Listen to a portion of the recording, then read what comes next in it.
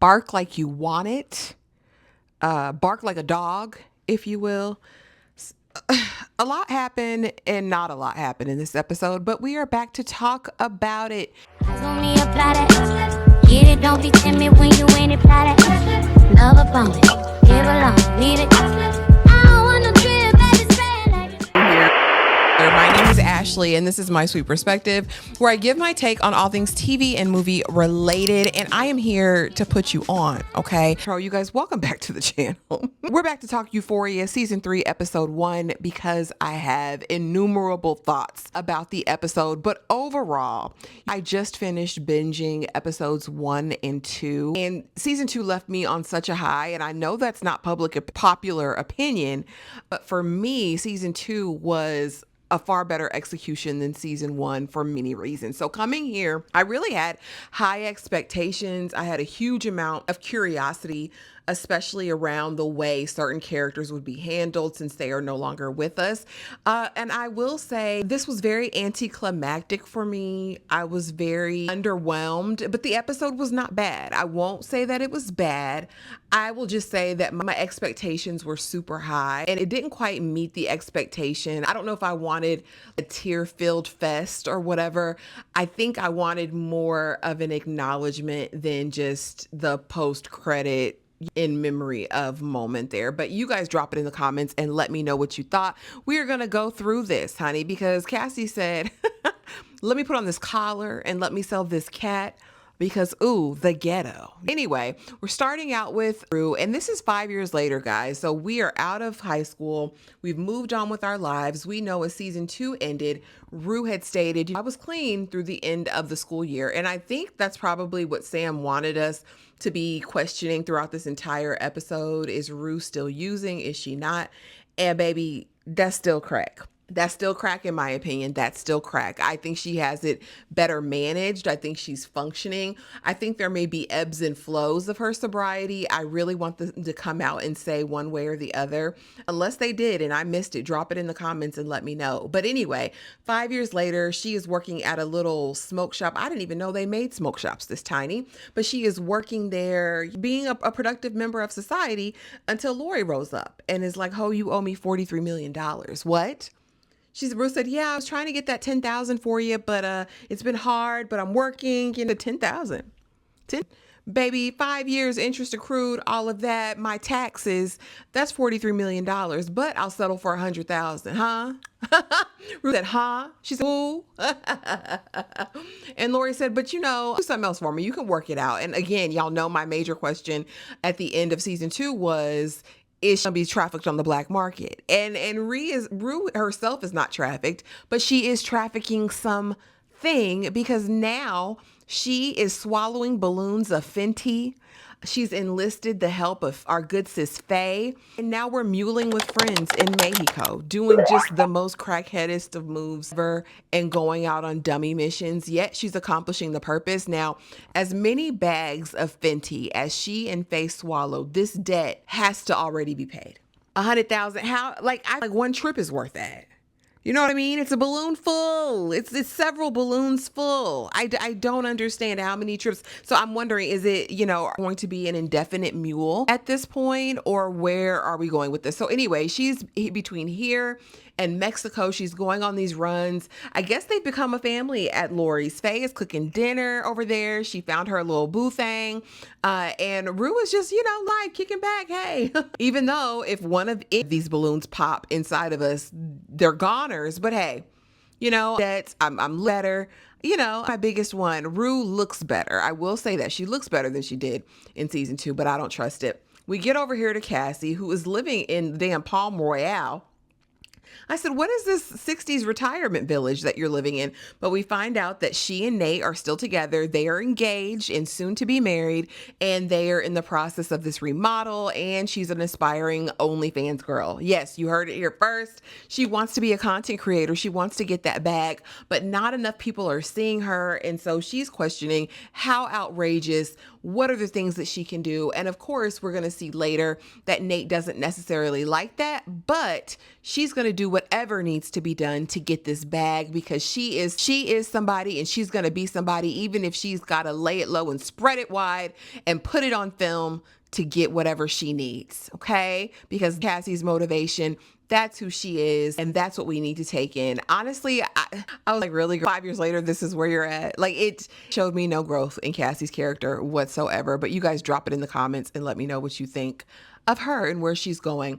Next, we're over here to Lexi and her big dreams. And I loved this for Lexi. Now, I am questioning Sharon Stone being a part of this project, because Sam, how did you get her over here? But Sharon Stone is a showrunner of this new show, and Lexi is out here just following her dreams. She's got herself an apartment. She's working in the business that she loves, and I am so hopeful for her. She had such a great arc to me in season 2. I'm really interested to see where she goes, but I'm concerned. Rue is still a part of her life and is crashing with her intermittently.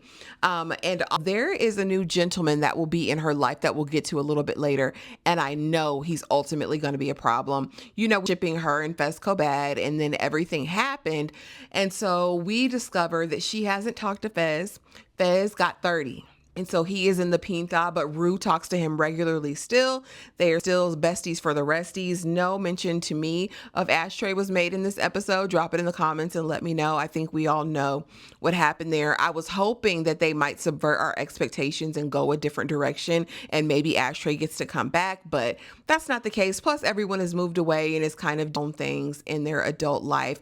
I will say, I do think I don't know. I think for me personally, I just wanted closure with Fez's character, and I don't know how I feel about leaving it open, but you guys, y'all let me know what you think. Y'all have been sitting with the show much longer than me. I just got over here. All right. Easing over to Jules, honey. Jules has left the world behind, and apparently she is a kept sugar baby. Rue has not talked to her, but apparently Jules is what she was doing before, where she wasn't getting the bag before. Now she is a kept woman, living her best life, leaning into her art and all of those things. I'm really interested as to why we're going to see her back in this circle again, right? It's as though she's doing whatever she's doing there and made her life with, man is. And I think it's Sam from True Blood. Drop it in the comments. Let me know if you saw that. I think that was in the preview, and I'm really questioning his motivation. What are you doing over here, sir? And what are you doing with young Jules? Are you just being a predator? What is this really going on? Or is it a real relationship that's leading to something else? Based on the history, I don't necessarily think that's the case, but Maddie is a social media manager, and I found this quite interesting because I always thought Maddie would be in front of the camera, not so much managing the careers of those in front of the camera, right? Like she'd be in front, not in back. And so seeing her managing these different people and getting their contracts and all of that, she still looks good. She looks free. Honestly, I love this for her. I love that she is not under the thumb of a Nate, that she is free from that, and that she is living her life. But I really want more. I want to know what else you're doing. We that she and Cassie are going to get back on terms again, because she's going to be ultimately representing Cassie, I believe. But what is that dynamic going to look like? What else is going on in Maddie's life? I really wanted more from her in this episode as well. Nate running the family business and apparently not doing too great of a job at it. All right. He's not doing too great of a job at it. He's gotten older, but he's still giving toxic Nate to me. I mean, done anything for me. And I know y'all love Jacob Elordi real bad. It just, I didn't see what I done seen with him, and I just still feel like he's a mess. But I don't know, the evolution of he and Cassie's relationship does seem different. He doesn't seem as crucial as he was before. I mean, they get in the conversation about the wedding and money and all of that. When she says she wants to be an OF girl, he's immediately like, no. And she's like, talking back, didn't wait all my life to have a ghetto wedding. Now, the usage of the word ghetto by a Cassie, questionable. All right. But ultimately he wants to know, his rules down that as long as your face isn't showing, Cassie, go ahead and get this money. Go ahead and get this money on the OF as long as your face is not showing, because listen, I really need the help. I'm struggling here. And we'll see. Again, I want to know where the brother is. I really want to know where Nate's mom is more than anything. Cassie was always dry to me. This couple does nothing for me. And then, of course, him seeing her as a puppy bark like a dog. We had to witness a piece of that, but it didn't go as far as it could have.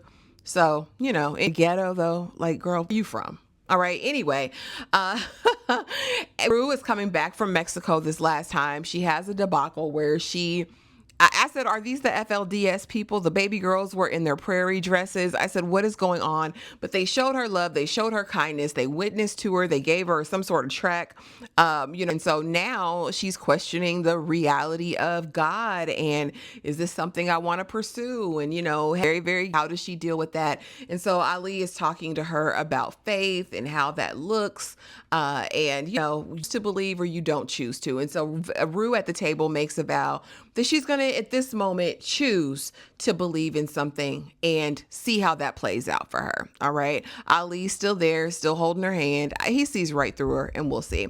To see Lexi and Rue again, because like I said, Rue is intermittently staying with Lexi, and Lexi just really wants to know, Rue, what are you doing with your life? Where are you going? What are you doing? And Rue's like, girl, I don't know. Girl, I just living. I'm just trying to figure this life out. I'm just trying to do my biggest one.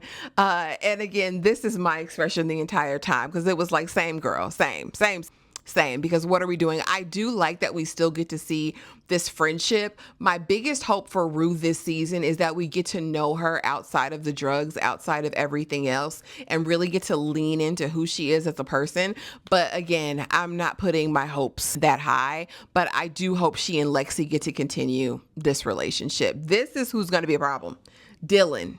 Every Dylan that pops into the LA situation, LA scene on a show tends to be a heartbreaker. So immediately I know Dylan is going to be a problem. I don't know if just for Lexi, he calls her, what did he call her? Lena, Emily, something else, but he's definitely gonna be a problem. Her nose is wide open for him.